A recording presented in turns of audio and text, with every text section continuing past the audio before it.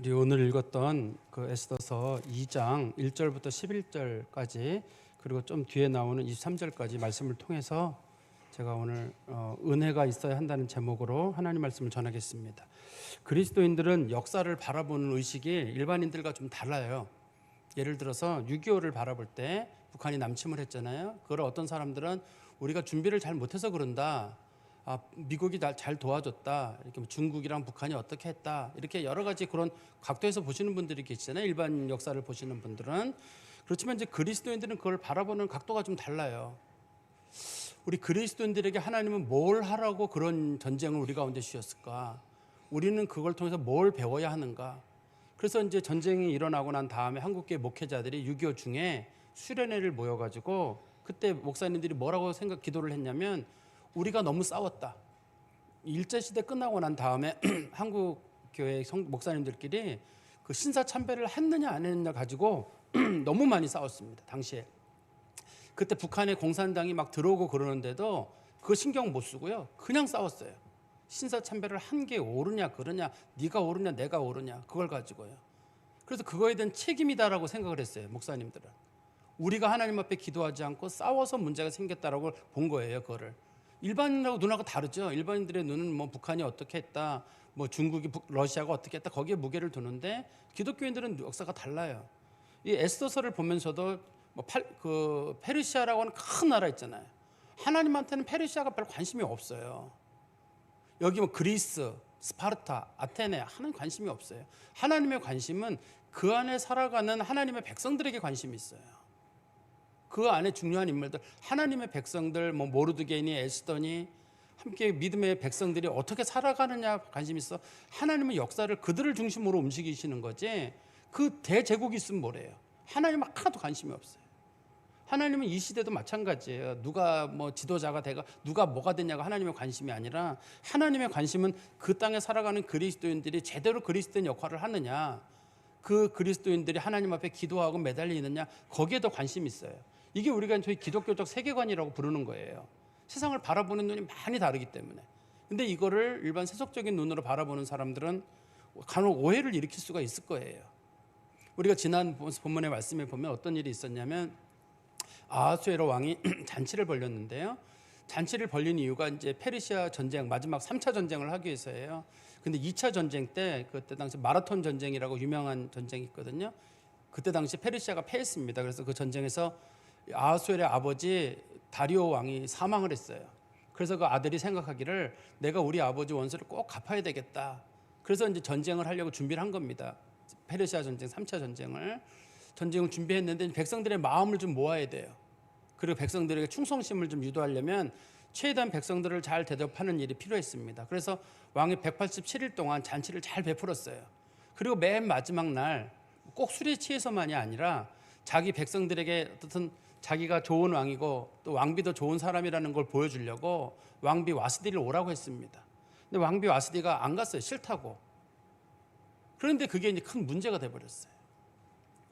이제 아하수에로 왕은 뭐 부부간의 문제니까 이 문제를 어떻게 풀려고 했는지 모르겠는데 옆에 있던 그 사람들이 뭐라고 얘기를 했냐면 이거는 왕한테만 잘못한 게 아니라 우리 방백들에게도 잘못한 거고 그다음에 백성들에게 잘못한 거다. 향후 이게 왕이 부인이 오지 않았다는 게 알려지게 되면 전국에서 이제 남편들의 권위가 떨어지게 돼서 결과적으로 우리 사회의 체제가 무너지게 되니 결과적으로 이 와스디를 폐위시켜야 한다. 그렇게 이제 판결이 내려진 거예요. 그래서 와스디가 폐위가 돼버렸어요. 근데 와스디도 생각을 못했어요. 왜냐하면 자기가 향후 왕이 될 아닥사스다의 어머니거든요. 자기가 제일 예쁜 여자예요. 자기가 거기 한 번 안 갔다고 해가지고 자기가 폐위가 되고 사형을 당하리라고는 생각을 못했어요. 근데 그것도 지나고 나보면 하나님께서 이스라엘 백성들을 구원하시는 하나님의 큰 계획의 일부로 하나님이 준비하신 거예요. 지난번에 말씀의 제목이 준비하신 하나님이란 말이 그런 뜻입니다. 그리고 난 다음에 세월이 좀 지났어요. 세월이 좀 지났는데 아닥사스다 왕이 전쟁에 나갔거든요. 전쟁에 나가가지고 그 페르시아 전쟁에서 처음에는 이겼어요. 지상전에서는 이겼는데 해전에서 그 아테네 군이 그 배 앞에다가 충각이라 그래가지고 배들이 부딪힐 때 옛날에는 배들이 부딪혀가지고 이렇게 파괴시키는 일이 있었거든요. 근데 그 앞에다 보통 그 사람들은 나무로 된 뾰족한 걸 달아요. 근데 당시에 그 아테네 군인 중에 기억은 나지 않는데 그 군인이 앞에다가 노수로 된 충각을 달아요. 뾰족한 거를, 긴 걸 달아요. 그걸 가지고 페르시아 배를 전부 다 구멍을 내버려요. 그래가지고 그 전쟁에서 페르시아가 크게 패배를 당하게 됩니다. 그리고 나서 아하수에로 왕이 자기 본국으로 돌아와요. 근데 그러는 사이에 시간이 얼마 세월이 지났냐면 한 4년 정도의 시간이 지났습니다. 그래서 우리 성경에 보시면 그 16절에 보시면 아하수에로 왕 제7년에 왕비를 다시 뽑는 일이 있었다라고 말하는데 1장 3절에 보면은 그 와스디가 폐위된 게 아하수에로 왕 3년이거든요. 그래서 그 사이 4년이 지난 거예요. 그러니까 이제 신하들이 왕에게 얘기를 했습니다. 이제 와스디가 폐위된 지 4년이 지났다. 그리고 왕도 지금 너무 스트레스를 받지 않느냐. 요즘 같은 경우는 정치를 못하면 사람들이 대통령에게 책임을 묻지만 옛날에는 문제가 생기면 왕이 신하들에게 책임을 묻습니다. 왕에게 책임을 묻는 일은 없어요. 옛날에는 왕이 신하들이 책임을 묻는데 왕이 자꾸만 이제 백성들을 괴롭히고 그럴 거거든요. 그러니까 생각하기를 그럼 여자들을 좀 갖다 붙여가지고 왕이 정신이 좀 그쪽으로 빠지도록 해야 되겠다. 지금 현재 그 예쁜 왕후가 없어서 지금 문제가 생겨 있고, 두 번째는 지금 여자가 좀 더 있으면 문제가 풀릴까 싶어가지고 그러면 여자들을 끌어들이자고 이제 그 신하들이 생각했던 거예요. 그래가지고 이제 여자들을 구하는 문제, 거기에 에스더가 이제 마침 거기 착출이 돼가지고 거기 와서 이제 한 역할을 감당하게 되는 겁니다. 우리 한번 2장 1절에 보시면 그 후에 아하수에로 왕의 노가 그침에 와스디와 그가 행한 일과 그에 대해 내린 조서를 생각하거늘 왕의 측근들이 측근 신하들이 아뢰되 왕을 위하여 아리따운 처녀들을 구하게 하시되 전국 각 지방의 관리를 명령하여 아리따운 처녀를 다 도성 수선으로 모아 후궁으로 들여. 여기 후궁이라는 말 있잖아요. 우리는 후궁 그러면 왕비 밑에 있는 그 궁녀들을 후궁이라고 부르잖아요. 여긴 그런 뜻이 아닙니다.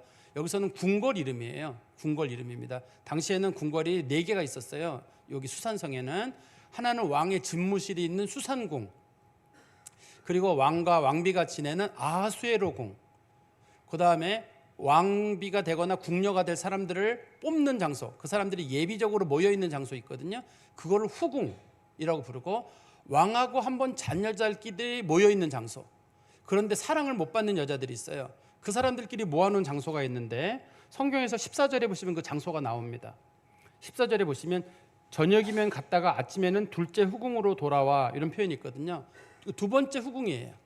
그래서 이 여자들은 그 왕에게 왕이 저 사람 마음에 든다 그러면 뭐 궁녀도 되고 비빈도 되고 후궁도 되고 될 수가 있는데, 왕이 난 별로 마음에 안 들어 그러면 그 여자는 늙어 죽을 때까지 그 두 번째 후궁에서 못 나와요.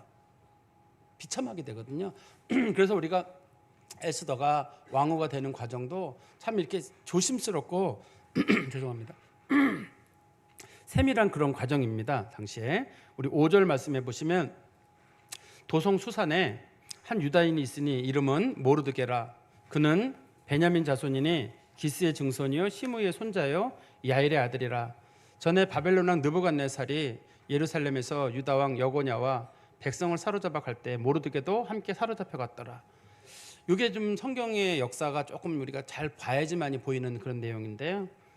모르드게가 지금 있는 이 시점이 그 페르시아 전쟁 3차 전쟁이 패하고 난 그 다음에거든요.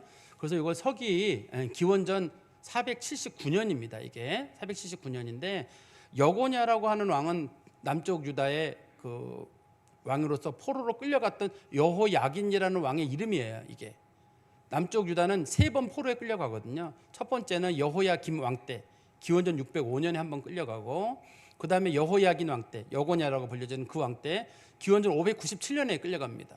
그리고 세 번째가 시드기야 왕, 나중에 그 사람의 이름이 이제 엘리야김이라고 이름이 바뀌는데요. 이 시드기야 왕 때 기원전 586년이거든요. 이때 3번 포로로 끌려가게 되는데요. 여기 보니까 모르드게가 여고냐와 함께 끌려갔대요. 그럼 이때 모르드게 나이가 최소한 한 120에서 140살은 돼요. 이게 그래서 이 성경에서 봤을 때 당시에 대수를 놓고 봤을 때 보통의 사람들은 그러면 140대 된 사람이 성문지기로 있을 수는 없잖아요. 그러니까 이거 성경을 봤을 때 우리 성경에 보면은 모르드게도 함께 잡혀갔다고 돼 있지만 원문에는 뭐라고 돼 있냐면 그가 잡혀갔다고 돼 있거든요. 그래서 성경을 해석하시는 분들은 이 그가가 모르드게가 아니라 모르드게의 할아버지인 기스, 증조 할아버지인 기스라고 봅니다. 왜냐하면 보통의 대수가 30년에 한 대수잖아요.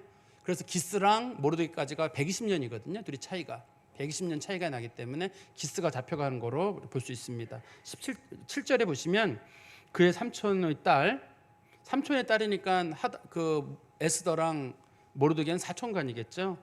삼촌의 딸 하다사 곧 에스더는 부모가 없으나 용모가 곱고 아리따운 처녀라. 그의 부모가 죽은 후에 모르드게가 자기 딸같이 양육하니라. 여기 보니까 지금 모르드게의 원래 본명이 하다사래요. 하다사라는 이름의 뜻은 도금냥 나무라는 이름의 뜻입니다. 이게 우리나라 매화나무처럼 생겼어요. 꽃도 그렇게 피게 돼 있는데 큰 나무는 아니에요. 큰 나무는 한 3m 된다고 하는데 대부분 나무들은 작아요. 근데 아마 예뻐서 이름을 하다사라고 지은 것 같고, 그다음에 그 황후가 된 다음에 사람들이 그의 이름이 미모가 빛나서 그랬는지 별이라는 이름에 에스더라는 이름으로 이름을 바꾸게 됩니다.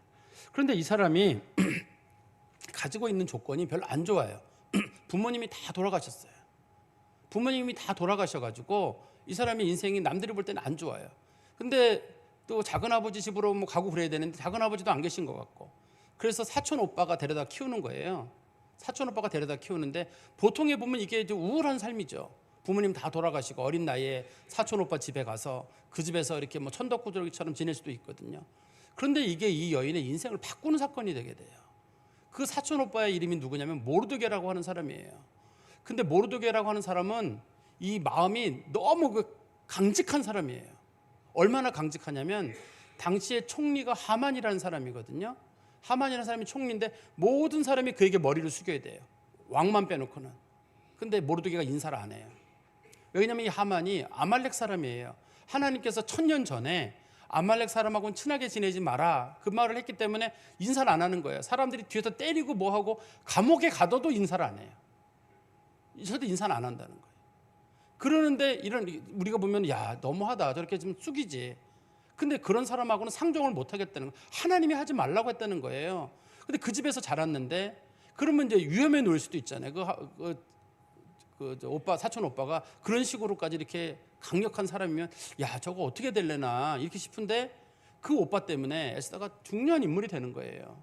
그 집에 안 갔으면 그냥 보통 집에 사는 여자아이인데 모르드게라는 인물을 하나님이 쓰실 거거든요. 우리는 대부분 하나님 성경책을 설명할 때 이스라엘에서 가장 높이 올라간 사람 그러면 대부분 요셉 이렇게 해서 여러분 요셉과 같은 사람이 되셔야 하는데 요셉은 이집트의 총리였었거든요. 조금의 이집트는요. 그렇지만 이 모르드게가 나중에 페르시아의 총리가 되거든요. 엄청난 나라입니다. 성경에서 가장 높이 올라간 인물을 꺼진다고 그러면 왕들을 제하고는 제일 높은 사람이에요. 이 사람이. 에스더도 마찬가지입니다. 성경에서 가장 높이 올라간 여자예요. 이 에스더가. 이 사람들이 큰 역할을 감당하게 돼요. 우리는 대부분 모세가 이스라엘 백성들을 구했습니다. 나중에 민수기 공부하시다 보면 이스라엘 백성 출애굽할 때 숫자가 60만 3,550명이거든요. 와 대단한 사람들. 그 사람들을 데리고 40년 동안 광야길을 가고 삼손이 그 나귀 턱뼈를 가지고 사람들 뭐 몇백 명을 구하고 야 대단하다 그러는데 에스더가 더 큰 일을 하게 돼요. 모르드게랑요. 당시 페르시아 전체는 지금 파키스탄, 인도부터 시작해가지고 이집트랑 그리스까지가 다 페르시아거든요. 거기에 유대인들의 숫자가 수백만이 돼요. 하만이라는 사람이 전부 죽이려고 하거든요. 한 번에 싹 죽이기로 하고 조서를 내렸는데 그걸 뒤집는 일을 하거든요. 그러니까 위대한 사람으로 사용되는 거예요. 그럼 이 사람이 행복했느냐? 그거는 또 다른 일이에요. 부모가 없어요.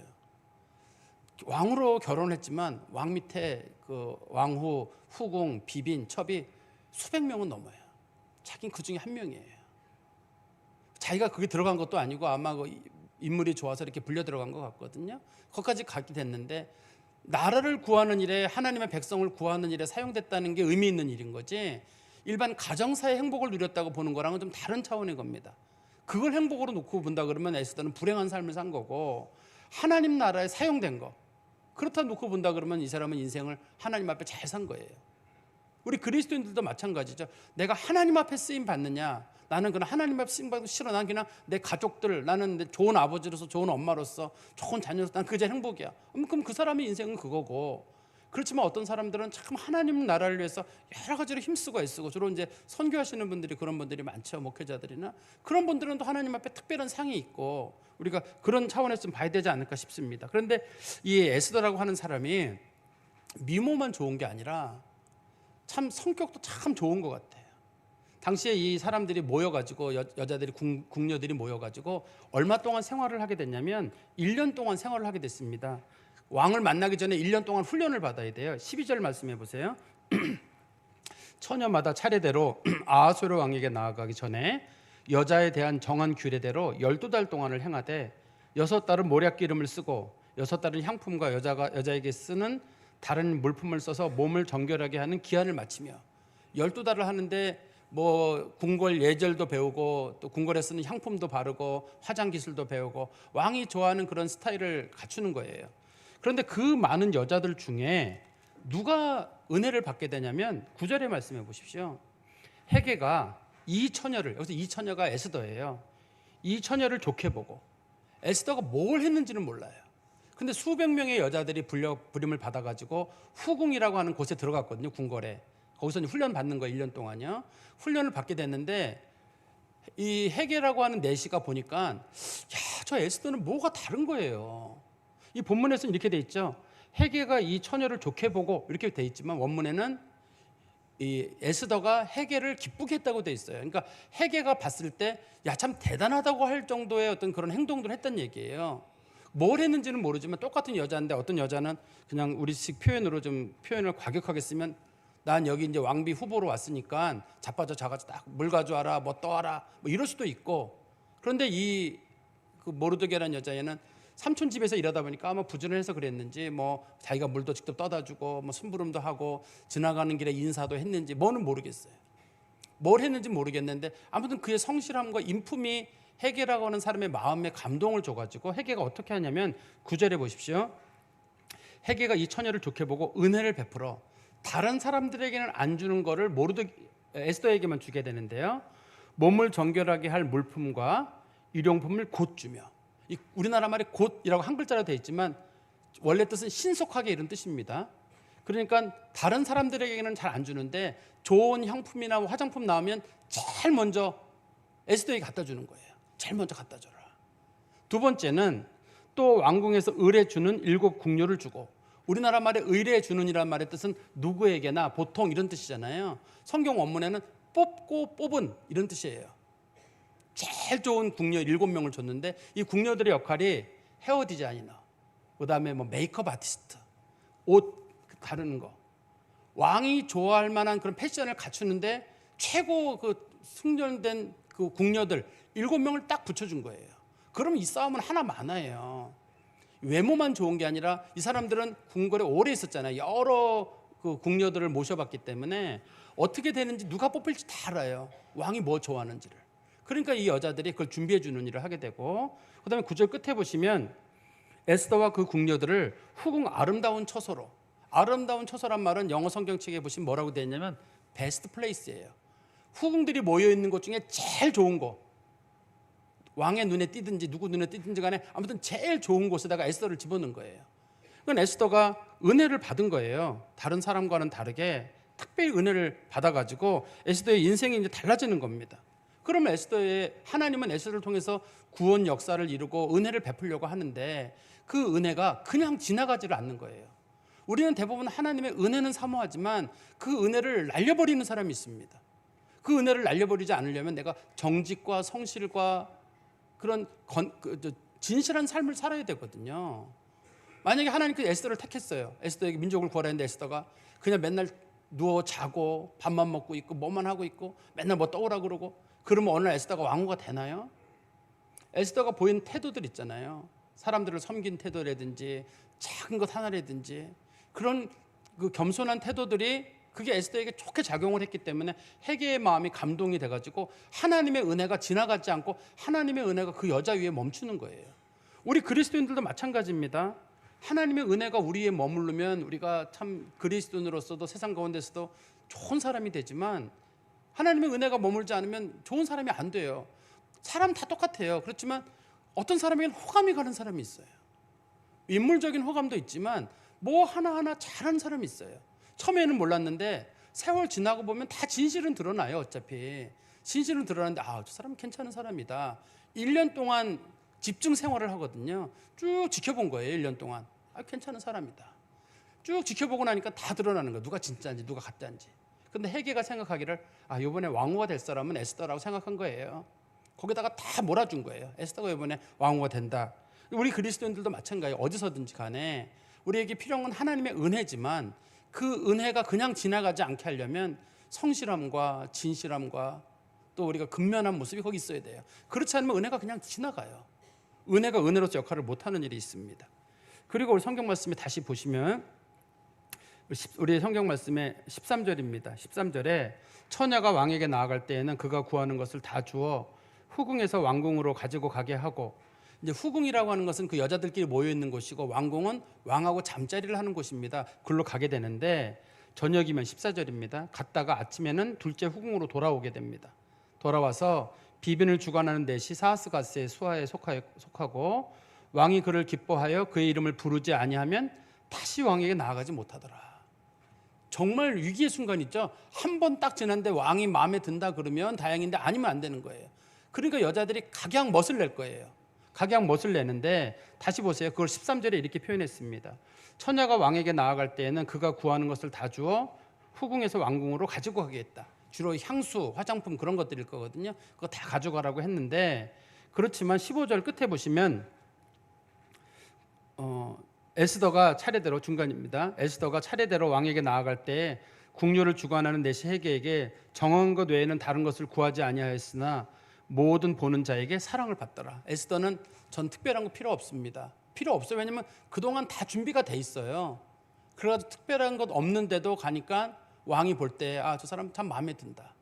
왜냐면 이미 헤게가 좋은 여자들하고 그 디자이너들하고 아시스트를 붙여놔가지고 될 만한 사람인가 딱 보자마자 이거 아하수에로 왕이 저 사람이 되겠다 이런 마음이 들었던 겁니다. 그래서 성경 말씀에 다시 보시면 16절에 아하수에로 왕 제7년 고 10월 데베롤에 에스더가 왕궁에 인도되어 들어가서 왕 앞에 나가니 왕이 모든 여자보다 에스더를 더 사랑하므로 그가 모든 처녀보다 왕 앞에서 더 은총을 얻은지라. 왕이 그의 머리에 관을 씌우고 와스디를 대신하여 왕후를 삼은 후에 왕이 크게 잔치를 베푸니 이는 에스더를 위한 잔치라. 에스더가 왕후가 된 거예요. 거기서 그러니까 하나님께서 에스더에게 왕후가 될 수 있는 기회를 주셨어요. 그런데 이제 문제는 우리는 이제 에스더 왕후가 됐구나, 거기서 끝난다고 생각하잖아요. 그러면 거기서 마음 놓고 이제 에스더가 행복하게 잘 살았답니다 이래야 되는데, 문제는 왕이 그 여자에 대한 만족도가 차질 않기 때문에 이 신하들이 계속 여자들을 갖다 붙이는 거예요.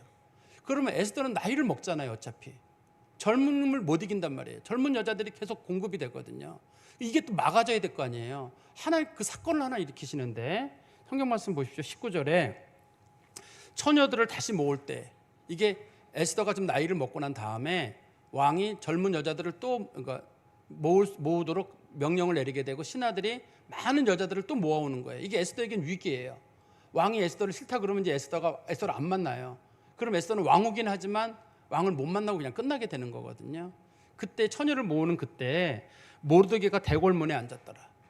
대궐문이란 말은 이 성문지기로 있는 거거든요. 성문지기로 있는데 이 성문지기로 있는 것은 아마 에스더가 권력을 잡았기 때문에 자기 사촌 오빠를 그 문 지키는 지기로, 옛날에 성문지기는 상당히 높은 직위입니다. 그 직위를 맡도록 사촌 오빠에게 배려를 했던 것 같아요. 그런데 21절에 보십시오. 모르드게가 대궐문에 앉았을 때 문을 지키던 왕의 넷이 빅단과 데레스 두 사람이 원한을 품고 아하수에로 왕을 암살하려는 음모를 꾸미는 것을 모르드게가 알고 왕후 에스더에게 알리니 에스더가 모르드게의 이름으로 왕에게 아뢰는지라. 근데 마침 거기에 모르드게가 문을 지키고 있다가 자기보다 높은 사람들이 있죠. 두 명의 내시들이, 빅단과 데레스라고 하는 두 명의 내시들이 왕을 죽이고 쿠데타를 일으키려고 하는 것을 지금 발견한 거예요. 그때 왜 이런 일을 했냐면 젊은 여자들이 막 들어오고 여자들을 뽑는 분위기다 보니까 궁궐이 다 들뜬 분위기예요.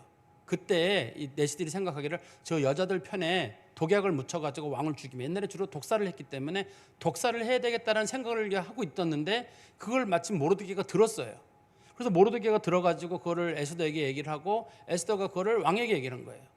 이렇게 되니까 어떤 일이 생기게 됐냐면, 자, 여자들 모으는 걸 멈춰야 돼요. 왜냐면 여자들 모으다가 지금 이런 일이 생겼기 때문에 여자 모으는 거 이제 그만해라.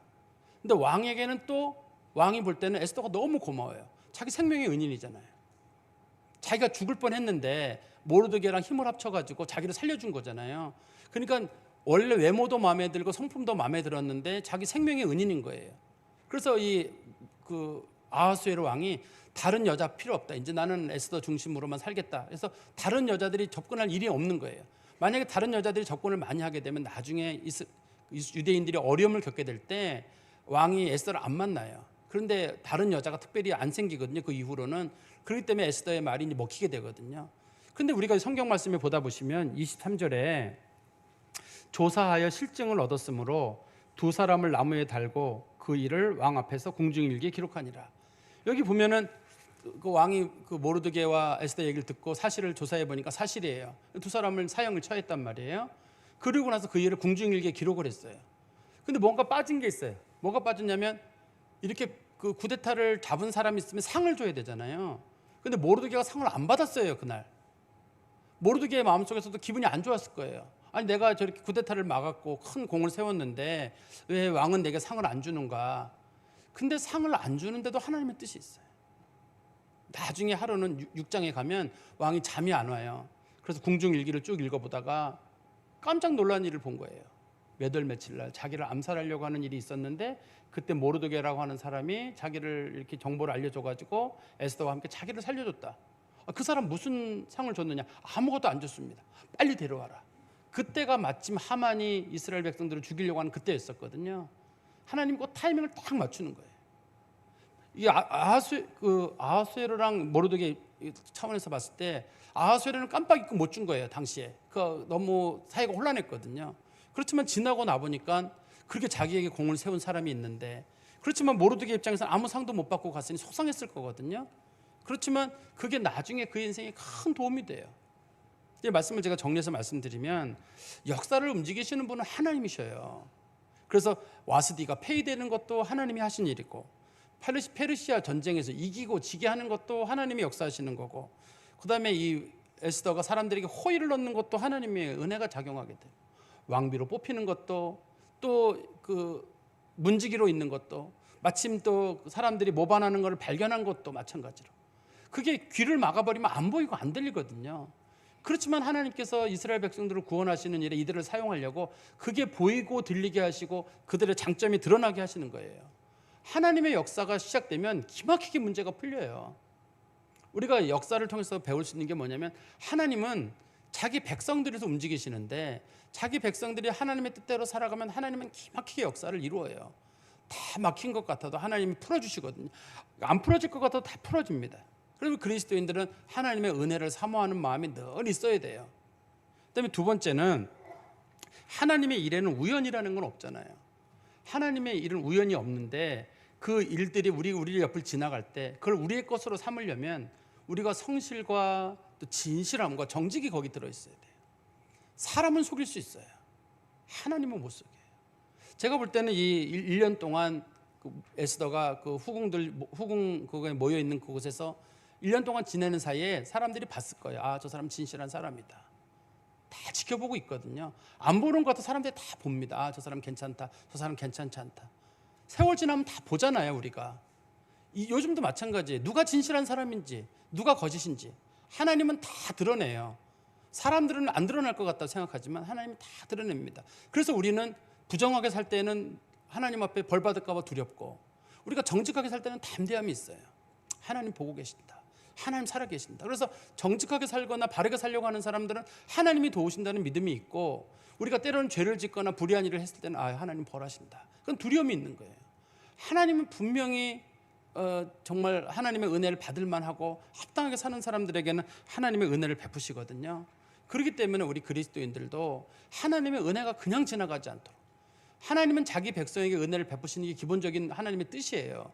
그런데 그 은혜를 까먹는 사람이 있고 은혜를 자기 것으로 만드는 사람이 있어요. 그 사람들은 하나님의 뜻대로 살려고 하고 정직하고 진실한 사람들, 그런 사람들입니다. 저는 우리 성도들이 하나님의 은혜를 사모하시되 그 은혜가 그냥 지나가지 않도록 하나님과의 관계에서나 사람들과 관계 속에서 늘 정직함과 진실을 지키는 성도 되시기를 간절히 소망합니다. 기도하겠습니다. 하나님 아버지, 주님 은혜 감사합니다. 바로 없건대 주의 은혜를 저희 가운데 베풀어 주셔서 모든 것이 막힌 것 같고 희망이 없는 순간에도 하나님의 은혜로 풀어주시며 또 저희들이 하나님의 은혜를 받을 때 은혜를 받을 만한 그릇을 준비할 줄 아는 온전한 그리스도인이 되게 하여 주시옵소서.